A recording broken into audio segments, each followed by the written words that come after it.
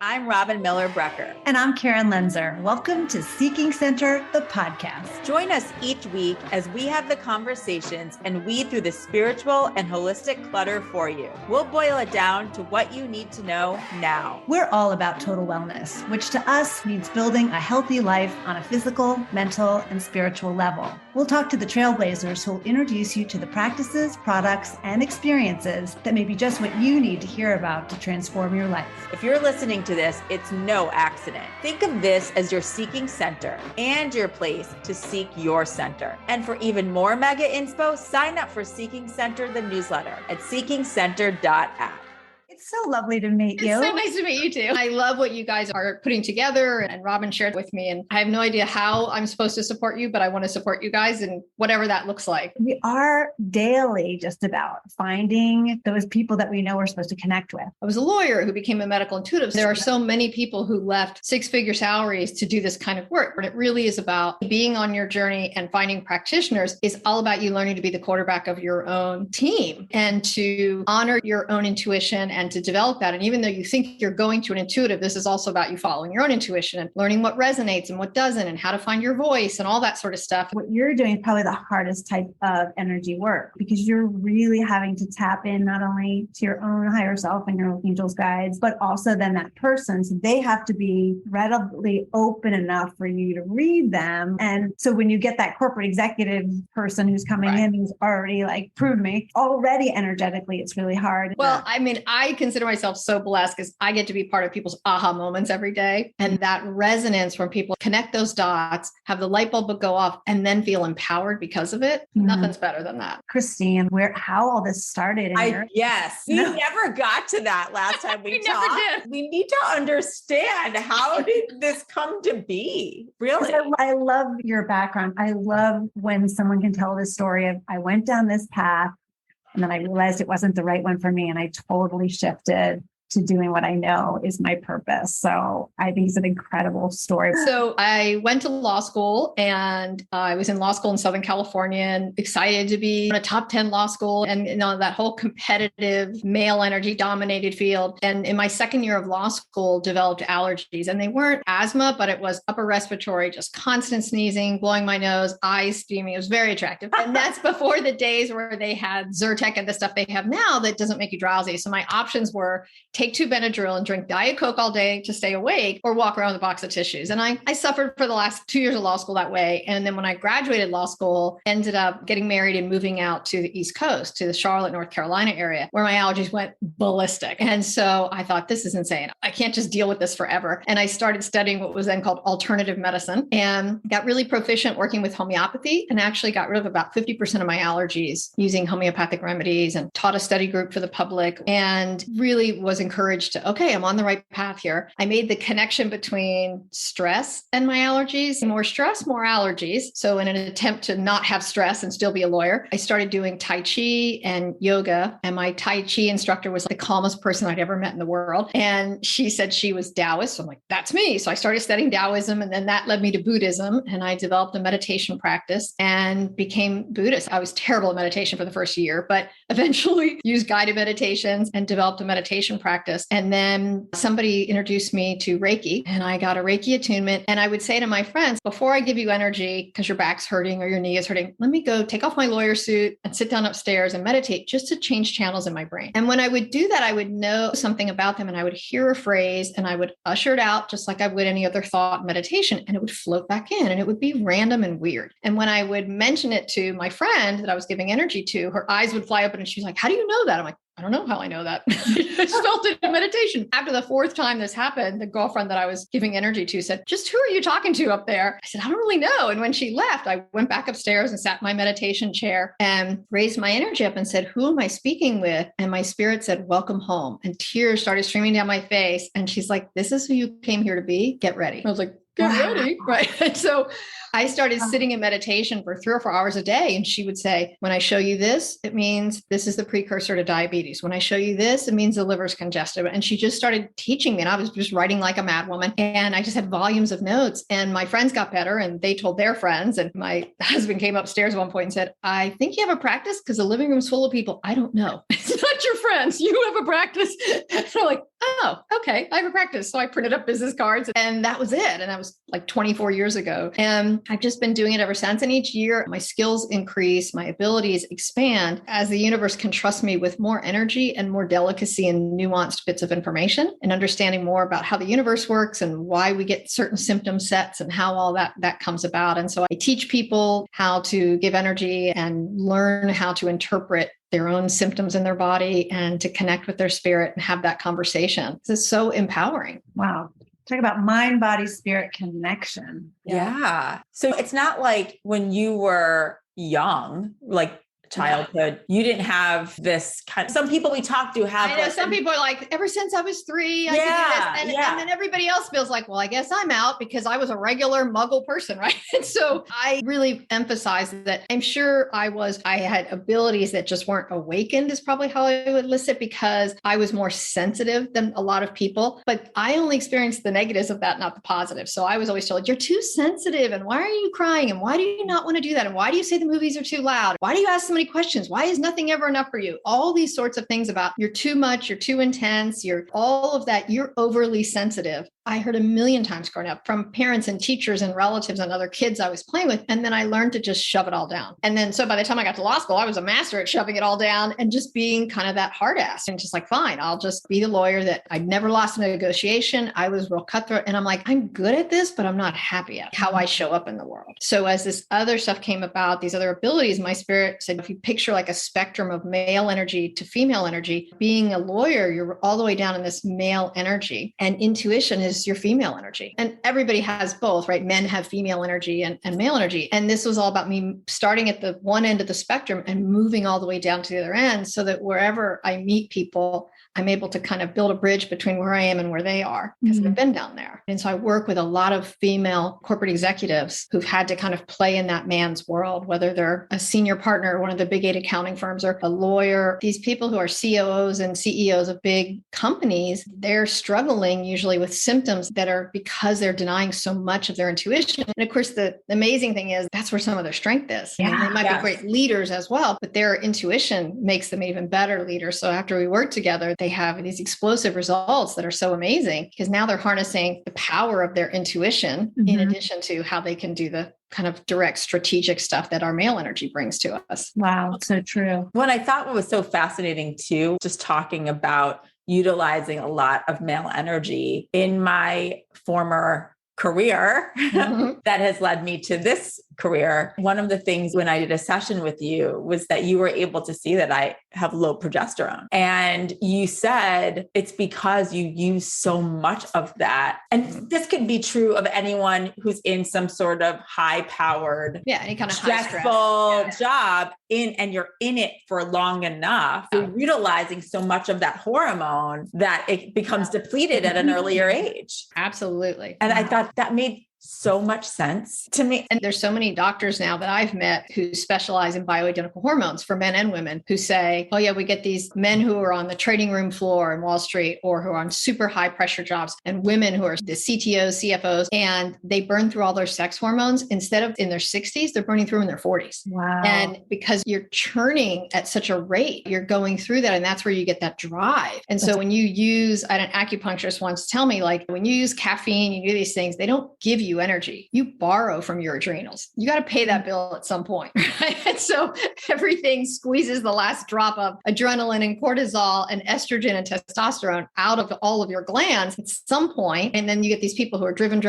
And then they talk about their crash and burn where they have chronic fatigue or whatever it is, where they don't get out of bed for 2 years. You do that intensity on one side, you get that intense recovery on the other. And the idea is to how you can kind of modulate that so you live a life with more balance from the get-go. And it's not easy in our culture because we reward being super, super busy. Those are the important people. Yes. I mean, what you just said, I'm sure there's people listening that are like, aha, you know, yes. And so How do you help people out of that vibration, that treadmill that they've been in? I mean, for some people, they can't just quit their jobs. No, and I almost never are you supposed to quit your job. So the short answer to your question is usually their symptoms bring them to me. As a medical intuitive, I get the people who Western medicine either can't figure it out or they know what it is, but the medicines they have a lot of side effects that people don't want to deal with. I get people who have the chronic pain or IBS symptoms, tons of food allergies, and sensitivities, and all these different chronic symptoms that Western medicine isn't really able to solve for them. And that's intentional. I would say especially people who have what they call migrating symptoms. So it's like, well, my right shoulder hurt them, my left hip, and then this. And it's like the doctor's trying to pin it down. Your spirit is like playing escape. No,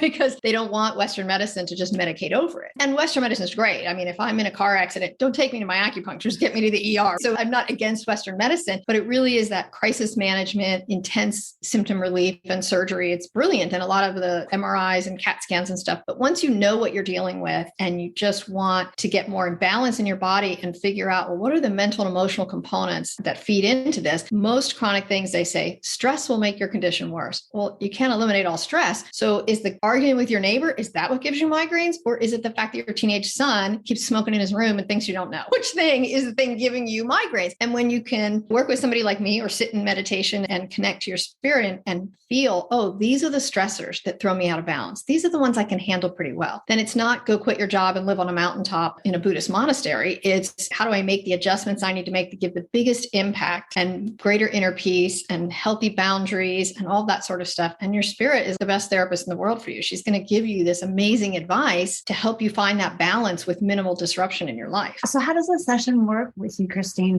Do people typically come with that symptom and then you just really sit with them and read their energy? Yeah, people usually find me either because I also do a lot of relationship work with people. So I'll get referrals. I'll do somebody in a corporation and then they'll send me the other top 5 executives and say, okay, fix this guy because nobody wants to work with him, or fix the marketing department because they won't talk to advertising. So I will work with people and say, okay, what do you think is going on? And they tell me, and then the person's spirit will say, well, actually, he thinks marketing doesn't like him, but it's because they use this phrase and his dad used to use that phrase when he criticized him and it pushed that button and now he can't unpress it. And then we talk to marketing, they're like, oh, that's not what we meant. And boom, the whole thing's cleared up. So a lot of times talking to your spirit just goes down 9 layers and gets to the heart of what's really happening. So those sort of people, it's sort of self-explained when I'm hired or brought in. But for the people who come to me for the medical intuitive piece, they usually book a session once they know what it is and that they've had the test. And because I don't do the diagnosis, I always say I'm not the giant MRI machine, but once you know what it is, let's get to the emotional pieces that are feeding into it. And maybe we make it 25% better, or maybe we get 98% better. And so when someone comes and they say, okay, I have a hurt shoulder, frozen shoulder, it's not getting better, then I might ask them 2 or 3 questions to just get who are the key players in your life. So I know who we're talking about. And then I connect to the person's spirit and they direct it. And my job is to take the client's awareness and expand it out so that when you leave a session, you know yourself better, you feel empowered to move forward, and you have clarity. So it's not about impressing you with what I can get. That's lovely, but that doesn't do you any good after the session. So it's more about you feeling empowered with that information. And when you're talking to spirit and you're connecting with someone else's spirit, are you talking to their spirit as well as, let's say, their spirit team, would you say? So we each have a spirit, and that is another way of thinking of your soul. So we each have our spirit. It's the essence of us. And then you have guides around you. But really guides, their job is to practice influencing you with emotion. So when somebody says, well, talk to my financial guide and ask him what stock to buy, and the financial guy goes, whoa, that's not the rules. Every once in a while, I'll hear somebody's financial guide go, don't buy that. but it's like your spirit going, don't step in front of that traffic. But in general, who I speak with is my spirit, my healing guides will chime in, and the person's spirit. So if the client's spirit says something and I'm like, I don't understand how to explain that to the client, my guides might jump in, my healing team, and might say, break it down like this. And then the person will say, oh, okay, that makes sense to me. So it's primarily my spirit and the client's spirit. And in general, in a session, I'm speaking with the client's spirit. And if it's somebody else, I will usually let them know, oh, this came from somebody else on the team. And I will say that when I had a session with you, I was bringing up my own issue with something called Raynaud's, which is an autoimmune issue, and that my daughter has it as well. And that it was triggered at the same time mine was triggered when I was 12 years old. And you were able to connect in with my daughter as spirit as well, and give us background that I know floored me, because where I'm leading with this is that you were able to see a past life where my daughter and I were being trained almost or guided to be these high priestesses. And there was something that happened between the ages of 12 and 14 that with my daughter, because she also has thyroid issues, had to do with our throats. And so the fact was that you could see all that. And they were like, you know what? After my daughter just turned 14, you're like, she's going to start to, that's just going to kind of go away. Like at least the thyroid issues for sure. And I was, how are you seeing this? So is that my spirit impressing that past life upon you? Yes. And she was showing me a little video at the time so that I'm trying to describe what I'm seeing. And that's why I'm like, you felt like you were initiates and she wasn't allowed to speak for those 2 years and other than to a certain few people. And so it was this real constriction on her throat chakra. And there's enough resemblance in this lifetime because of what you're doing for a living. It's triggering for both of you some of that memory and some of those abilities and insights and intuition that you both want to have access to. So I refer to it as like leaving a door cracked on a past lifetime. So stuff bleeds through. Sometimes it's old symptoms. Once you have the abilities you need, then your spirit or me close the door and then the symptoms usually go away as well. And I've just seen it happen. I mean, I would not promise that lightly, right? I'm not going to say, oh, don't worry, it's going to go away. But I've seen it happen so many times where I'm like, ooh, I can feel that this is temporary. The longest I've ever had was somebody had lots of bizarre symptoms and they just diagnosed their daughter with bizarre autoimmune stuff. And she was at Johns Hopkins and all these different places having tests. And I finally said, this is going to be brutal, but it's going to be about 6 years. And I know these are killer headaches and stuff, but I'm not going to take your money. There's nothing else to be done. But of course, a parent doesn't want to hear that. So she flew her all over the country and had all these tests and everything. Sure enough, it's been about 5.5 years. She's like, I'll be damned, it's starting to just resolve itself. And so I didn't want to be right about that. I would have wished it was 6 months, not 6 years. But there's just occasionally times where, I mean, her daughter in that other lifetime had these amazing artistic abilities and she brought them through in this lifetime. And so just like Mozart, when he was like composing at age 6, it's like, oh, come on, clearly he's had another lifetime where he was a composer. And then this is just adding on to that. And there's so many books of children who have amazing abilities. And then they can tell you about the past lifetime where they acquired those. So there's enough evidence out there. It's anecdotal, but there's a huge pile of it to let you know that these past lifetimes do influence our current lifetime. And Karen and I even really haven't had a chance to dive deeper into our session. But one of the things that came up for Karen and I was that we were sisters. Yes. In several lifetimes. And we played different. And I think you said that in one of them, we may have also been married. I can't remember if that was in your past or possibly in your future, but yes, there's like all these different connections that you guys have kind of experimented with and played around with. That's awesome. And it's so funny, like even in our day to day, as we have our conversations, there is this synchronicity that you just can't explain. So back to that, I'm just thinking about that corporate executive again. When people come to you, what's the biggest misconception that people have when they come and have a session with you about what they can expect and how you work with that? Well, I would say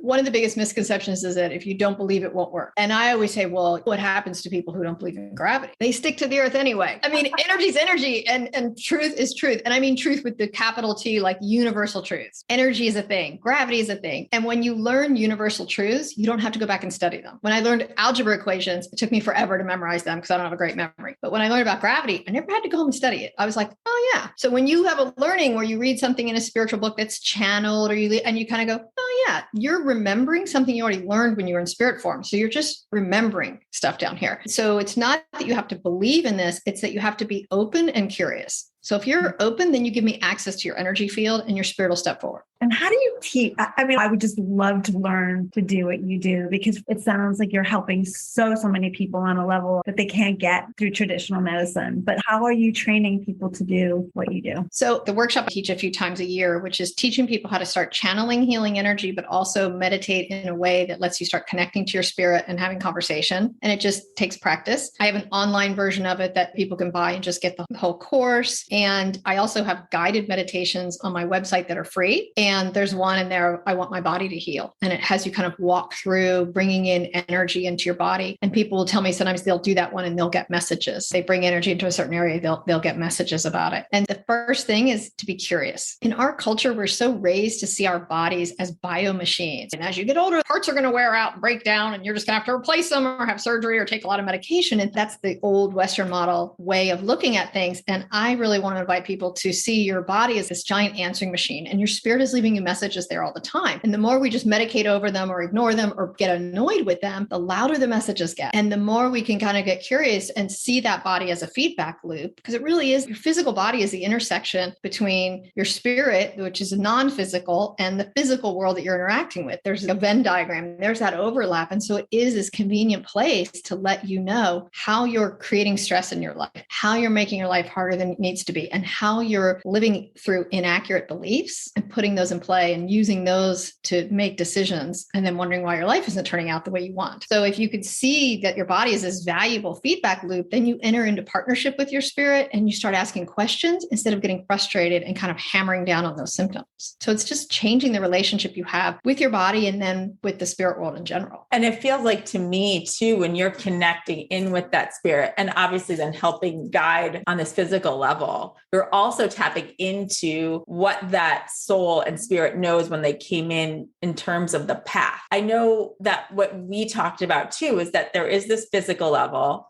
but then so many times you are helping people on their career path, because for most people in their lifetime, that is a big part of what they're here to do in whatever capacity that is. So you end up tapping into that. And sometimes it's tricky because I can see down the pathway a little bit, but the person's spirit says, well, tell her, because she's just going to go directly there. So you live in Chicago now. And if I know you're eventually going to end up living in New Mexico, but somebody's going to call you to LA first, I'm not going to say, oh, I see you in New Mexico in 5 years. Because then when somebody says you should move to LA, you're like, nah, I'm going to end up in New Mexico. So I'm going to do the straight line, because humans want that straight line. We just want to be direct and get there. And it's usually a windy, twisty path. That's the best. And so a lot of times people say, well, tell me where I'm going to end up living for the retirement years, or because I just want to go there now. And their spirit will not play, because you're supposed to take the whole journey, not just shortcut it. That is so true. And I just want to go back one moment to when you sat down and you tapped into spirit and spirit started giving you these signs from a medical perspective. Right. Were you like,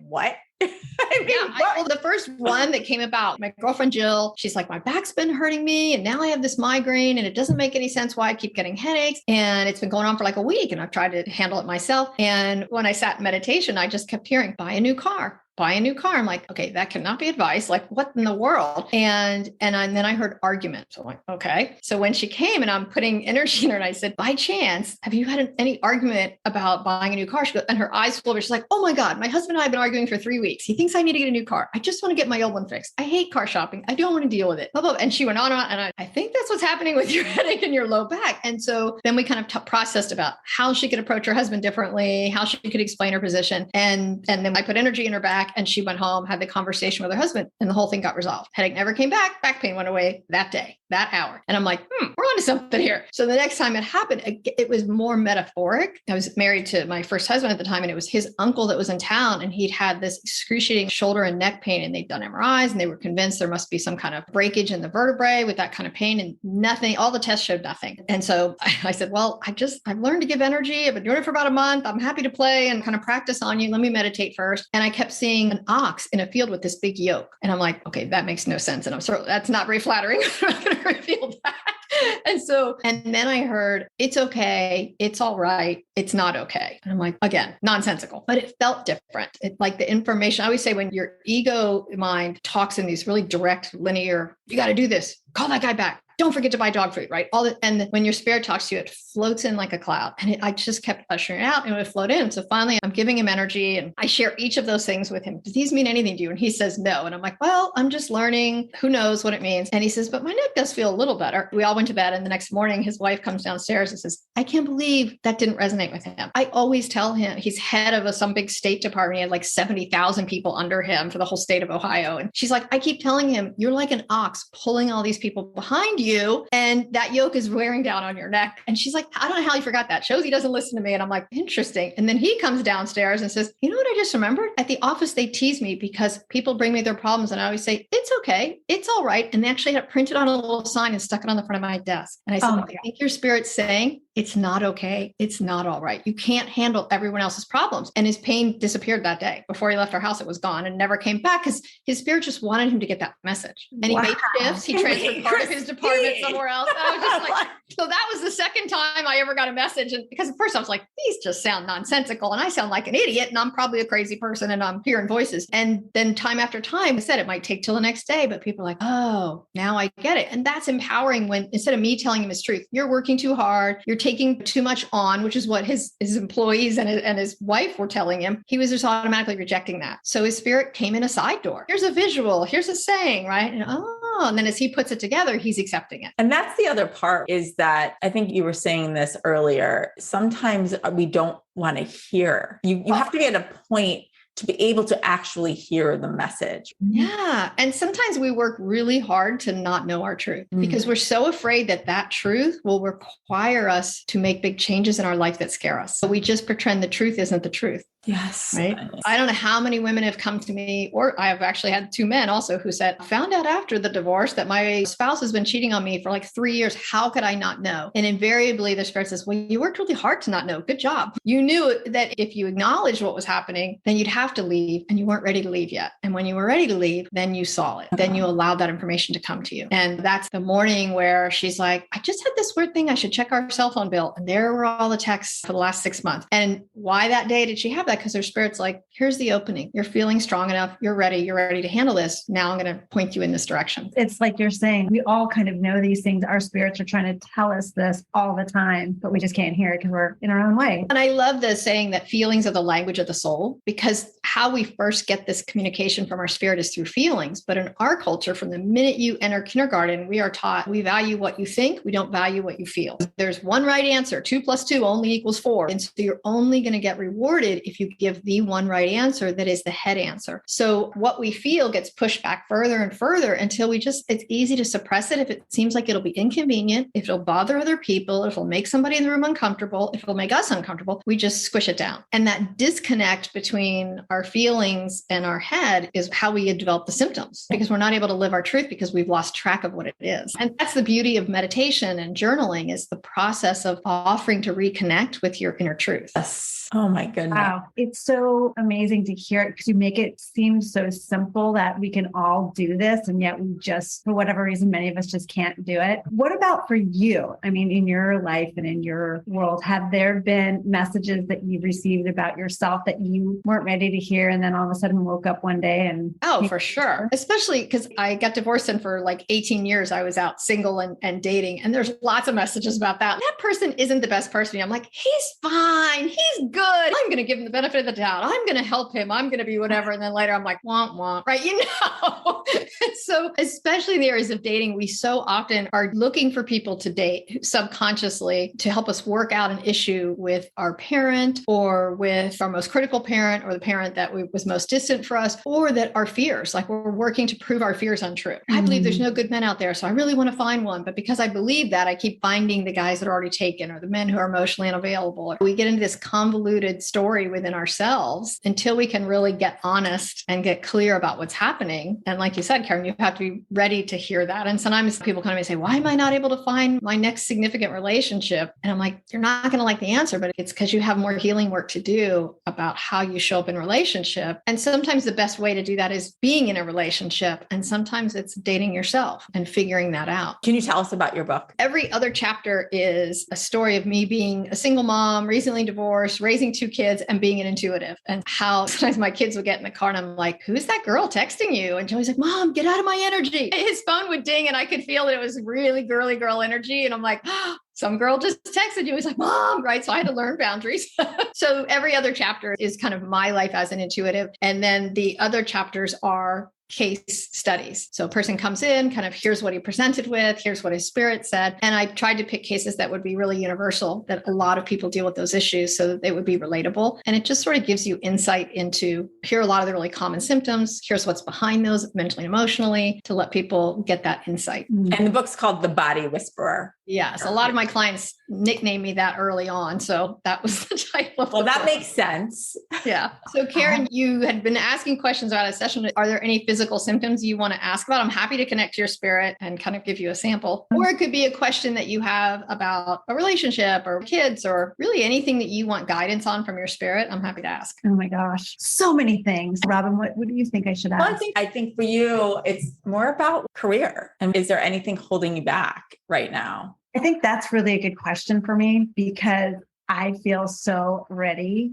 to go. She's bridging two worlds right now. She's still an executive, and we are in the midst of fundraising for the Holistic Living Network. Okay. So Karen, in your job right now, the day job, the corporate job, tell me your biggest stressors, one or two of those, so I can just watch your energy while you're talking, and then I'm going to connect to your spirit about it. Sure. It's not fulfilling for me. I'm doing exactly what you were doing as a lawyer in a way. I'm doing the antithesis, I feel, of what my soul is here to do. Very day-to-day, perfectionistic tracking of projects and teams and input and reading out on progress reports, things like that. And the direction where the role is going is even more so into spreadsheets and making sure I've... Nice and dry. Yeah. Okay. I've got it. Hold on. Let me just close my eyes and just connect to your spirit for one moment. She said how she would answer that question is the hardest part of your job is having to make nice when you really just want to knock some heads together.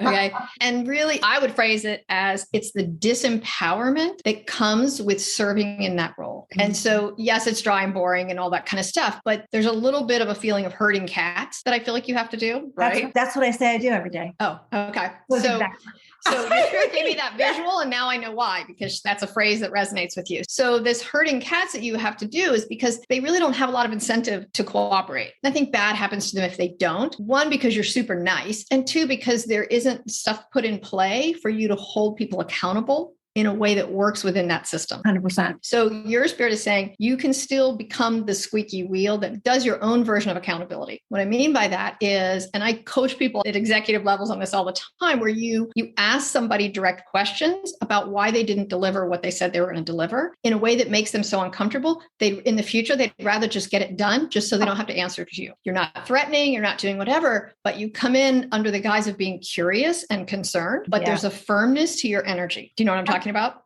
I do. I think for me, this role that I'm in right now is a Band-Aid for this larger vision of what I want to do. I want to release it. I want to step into this new opportunity. I just wonder if there's anything holding me back. There is. So your spirit said that you're seeing it in black and white terms, meaning I have to do this until I get the green light to go do this. So I have to do the black job until I get to do the white job, and the clouds part and the happy music comes on, right? So she's saying it's really much more of a spectrum in learning the types of skills that she's just described will set you up to be better suited for the job you want to do. And she said there's a little bit of the magical thinking that's like, well, once we get over here and we're the ones who are running this company, of course, everybody will listen. Now, there's still going to be human muggles, right, that you have to deal with. So there is still this sense of she said you struggle with, in your childhood, you were really encouraged to be the sweet girl, and that if you were nice enough, people would do right by you. And if you were nice enough, people would take care of you. And so you enter into an implicit contract with people where you're like, hey, I'm being super nice. You're not doing your part. But the problem is they're not signing on that same contract. That's not the awareness they're coming into that relationship with. And so then you tend to get frustrated or get your feelings hurt or get mad. And then it kind of shuts you down. Yeah. Does that resonate? It does. So you're saying where I am right now is perfect timing for getting what I need to jump into the next thing. Is there a timing feeling of when one thing will end and the next will begin? She said, what I hear her asking is, but this is so uncomfortable. Can I just be done and go over here? And what she's saying is, sure, just finish this class, then you get to go to the next class, right? And again, like people with relationships are like, but I just want to find the right guy. And they're like, great, figure out what we're telling you in this relationship, and then you can get on to the next one. That's the right one. So going back to what she was saying about these implicit contracts, because you were raised to believe that if you were nice enough and sweet enough and kind enough, everybody would do right. But there's not even an agreement on do right. So of course, there's not that agreement in that contract. So then it's figuring out the sort of implied contract each person does operate under. What motivates that person, and why do they think it's okay to not be performing? Is it that they're overwhelmed? Is it that they're counting on the fact that I'm super nice and I have this gentle, sweet energy? I mean, you have yellow and pink sparkly energy. So even if people can't see energy, they can still feel that softness in you. And there's going to be the presumption that's the person I can let down, because she's going to be hesitant to lose her temper. She's going to be hesitant to really put the screws to me because look at all that sweet, soft, gooey energy. And then that leads to you having this feeling of frustration and impotency that you just want out of. So you want to come over here. Well, I think for me it is, but it's also about this feeling of not living my purpose, of not. For sure. And all of that is true. And what you're stepping into is going to be your purpose. And all of that is absolutely true. But when you ask, what is the block? that holds me, that's what she's answering. So if we think of this like college classes, and you're like, okay, there's this one chemistry class, but I really want to go into med school and I know I'm supposed to be a doctor. And your spirit says, you are, but you got to know that chemistry class. And then once you've got that skill set down, now you go to med school and finish it all up. Okay. This is the class in college that sucks, but it's a prerequisite and you got to take it. And that is delving into this idea of how do I get people to do what I want them to do? I don't want to be the hardcore, awful person. And I don't want to be so sweet that then I just get my feelings hurt or I get frustrated and burned out. How do I have boundaries and hold people accountable, but still get to maintain the essence of me? And that's what she was coaching you on with coming in with curiosity and concern, but being a pest. It's true. It sounds like the world I live in. It probably also applies to my family too. Sure. My guess is your family counted on you being that soft person. And now your spirit is showing me the bumper on a car, which tells me you were the person that absorbed everybody else's energy in your family when things started to get with a lot of friction around the dinner table or wherever. You were that bumper on the car that absorbed other people's friction. And you may have done it outwardly by being the diplomat and the mediator in your family, or you might have just done it energetically where you just absorbed a lot of the toxic energy that started flying around the house. But you learned to serve in that role. And that if you care about people, that's something you step into doing automatically. Yeah, it's true. But it doesn't really serve you because then they don't get their learning, right? They're not experiencing what they put out there in terms of toxic energy because you've absorbed it before they could actually experience it. And of course, sabotages you because it drains your energy. Yeah, it's true. Okay, you got that. Okay, hold on a second. Your spirit said she could feel your disappointment that there wasn't a specific, well, check this box, and then this will occur because it requires you to step into an area that you're uncomfortable in, this making boundaries and holding people accountable. And she said, and really that's hard for you in your family. It's hard for you with people you're close to, and it's hard for you at work. And she said, it's easier to make those changes at work. And then that starts bleeding over into your interpersonal relationships, and making boundaries and enforcing them there will be easier. Yeah. Boundaries, and that word obligation was a word that came up a lot. Yeah. Came up when you were growing up, you mean? Just in general about me, about always feeling like, I have to do certain things for everyone because that's either the right way or the needed way or whatever. And I'm going to release that a little bit. Well, and I think you want to define being responsible your own way, not what everybody else's expectations are. And I think feeling your way through that. And I always find it's helpful. Something my spirit coached me through a long time ago was differentiating selfish from self-honoring. And when we're kids and our parents want us to do something a certain way, they'll say, if you don't do it that way, you're being selfish. You should give away your last toy. You should let your brother have the last cupcake. You should do this,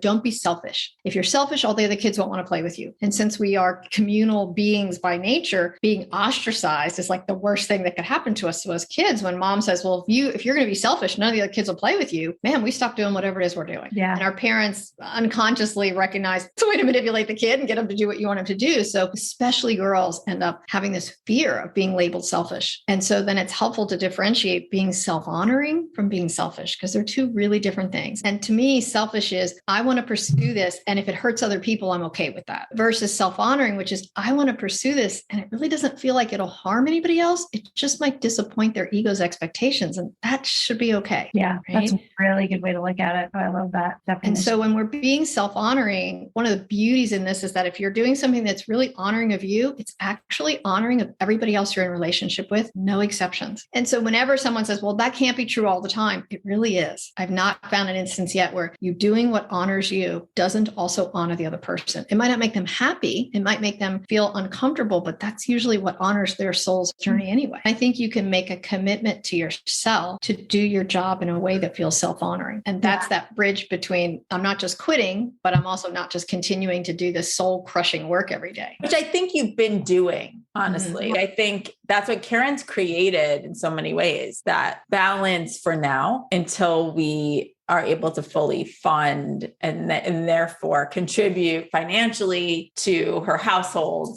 and so forth, and not have to rely on another job. And I think your spirit just wants you to get this last bit of lesson and learning in this job so you can carry it over into your new role and feel smoother there. It is going to be easier, but she wants you already prepped. So as things come up, you set up really clean systems for yourself and really clean lines of communication and accountability with the people that are under you. I think I'm almost there. I think so too. You're right to always kind of look for what is the lesson that it's supposed to be teaching me versus I don't like this. I don't like this experience. Just take that moment and really look at it. Well, and we naturally want to escape, exit stage left like a cartoon character, right? Just run away from that thing that feels horrible. And usually what happens is you get a different version of it. And I really feel like your spirit is holding your feet to the fire a little bit here so that you don't have to get any of those lessons in this new role. I mean, there'll be different challenges that you and Robin deal with, but this, how you hold people accountable and not having to have your go-to be super nice and sweet. That's your automatic response. And it's not that that's wrong. It's that it is where you take some of your power and you put it on the coffee table. And the other person either picks it up, hits you on the head with it, or picks it up and goes, thanks, and walks off with it. That's the piece that makes your job soul crushing. Your spirit's really emphatic about that. It's that your job is disempowering every day. So to show up for work feels soul crushing because you feel like I'm volunteering to give up my power every day so that they'll pay me money, which is congealed energy, which is a substitute for power, but I have to bleed it out all month and then they pay me some back, but it's never as much as I had to give out. Therefore, I'm coming out at a deficit and it feels awful and I want out. And your spirit's like,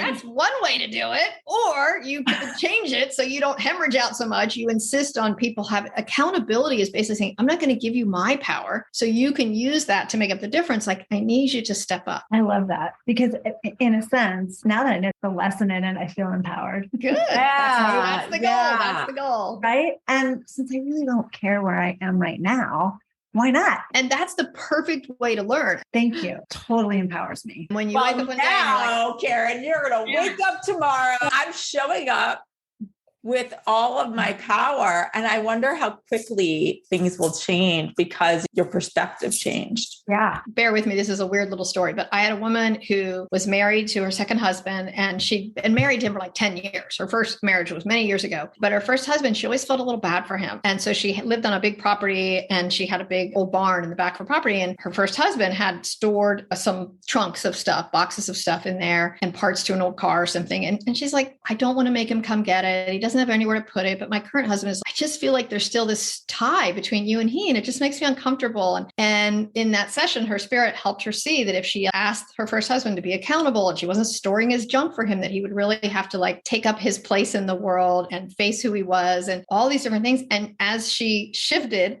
and her spirit convinced her it was actually self-honoring to completely close that door and move on with her life. And she said she left this is when I used to have an office down in Charlotte, and she left my office and got in her car. And as she pulled away, her phone rang and it was her first husband. She said, I hadn't talked to him in 6 years. And he said, I've been thinking, I need to come get my stuff out of your barn in the back of your property. And she was like, what the what? She said, I almost turned around and drove back to your office.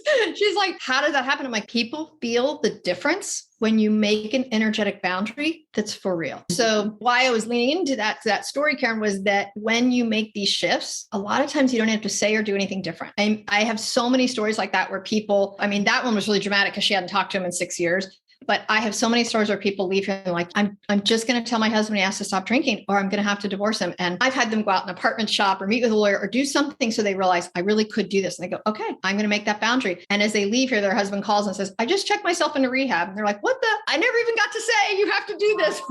That's the point. That's the point. Exactly. And think about how empowering that is, right? It's that you don't have to physically do something. We all anticipate the big showdown, the big confrontation, and your family of origin, I can feel that didn't like the emotional stuff. So when it had to happen, boy, it's going to be Mount Vesuvius. It's going to blow and we're going to make it so uncomfortable. Nobody wants to do that again. Yeah.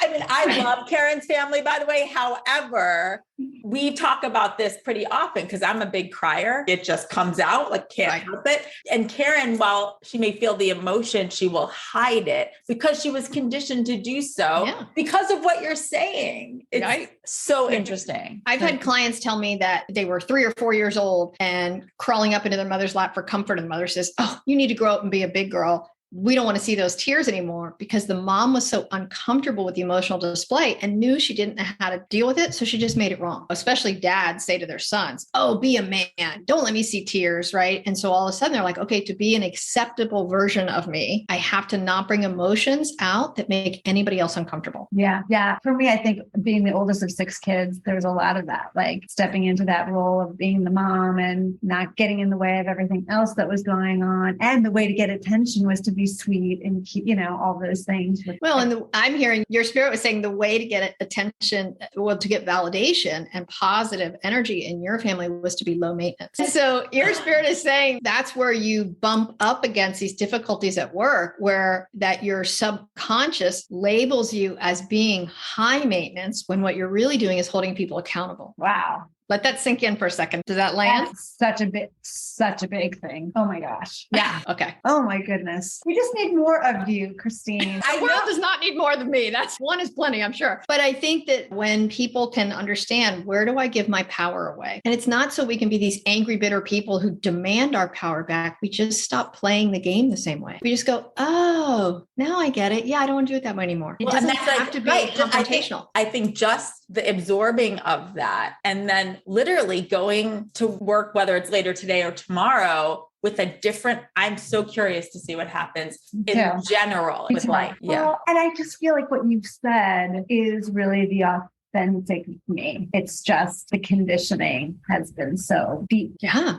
Yeah. And so, of course, it's easier to run off to a new job where hopefully that old paradigm will work of just be super nice and everybody will like me and do what they're supposed to do than to change what has been deeply programmed in you. Yeah. Right. Because our ego always says, well, if it ain't broke, don't fix it. And you're still here and things are working okay. Let's just keep doing more of what we are. And that's how, as women, we wake up, we get back on the hamster wheel, and man, we just run harder. And right before you got on, Karen, we were both saying that we felt this crazy, weird energy over the last 12 hours. Yeah. So Karen, what Robin was talking about with me listening in is I said, I want to connect because both my husband and I feel like we wake up with so much inflammation. We're like in a trash compactor the last 2 days. And I actually asked this morning, is this because I'm talking to Robin and Karen sooner? Are we crunching a timetable? So I'm just going to connect to my guides, your spirit, my spirit. He said it does have to do with a timetable of events. So I do feel like, Robin, your spirit's showing me a spider web and Karen's over here and you're over here. And the center feels like your project. Mm-hmm. And I'm out a couple zones further. And all the people that are in it are feeling what is happening is the intensity is closing in as it's being brought to fruition. Oh. So thanks for roping me and my poor husband into this, but no. But I can feel like that's why our spouses are being affected. It's like if you're in this spider web and all of it is compressing as the energy intensifies to carry it forward, then we're all feeling, and I describe it as trash compactor just because I know what energetic pressure feels like. And when I woke up, I'm like, oh, I recognize this. It's happened to me when I've gotten big abilities. It's gotten to me when I'm going to be on a big stage somewhere and different things where I'm kind of up leveled. And my reach gets bigger. And then sometimes I can pull it back in and sometimes they pull it back out. Right. So I recognize that feeling. But then when I heard you said, I'm like, oh, wait a minute. Oh, I mean, before we got on, Karen, I was saying that it's these really highs, and I'm not going to say they were really low lows, but it's like high, low, just in a really short amount of time. So are you familiar with the supplement L-theanine? Theanine is the sister amino acid to L-tryptophan. L-tryptophan is in Turkey. Oh. So after Thanksgiving dinner, everybody's super mellow. Yeah. So L-tryptophan is calming and sedating. L-theanine is calming, not sedating. So you can take it and it's fabulous for anxiety. It's, you can take up to 400 milligrams and usually you have to take over 50 to feel a difference, but it's an amino acid. I mean, there's no side effects, totally harmless. You can take it with other things. So I will have people take it. It comes in a liquid form. Okay. And it comes in